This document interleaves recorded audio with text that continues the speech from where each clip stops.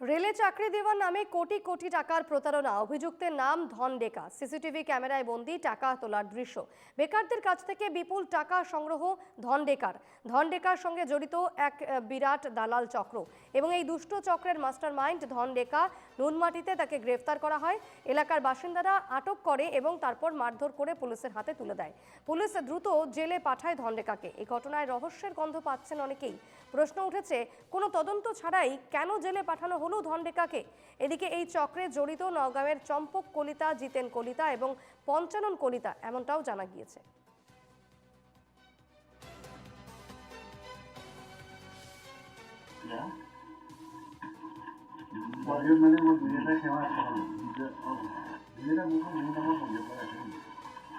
এই বক্তব্য তোমার দুইটি কথা হয় যদি কিন্তু বলবে হয় মই তোমাক লোক মাৰি দিম সেইটো মোৰ এইটো তোমাৰ তাৰমানে হয় দুইটো মোৰ দাদাক ক'ব ময়ো দিছোঁ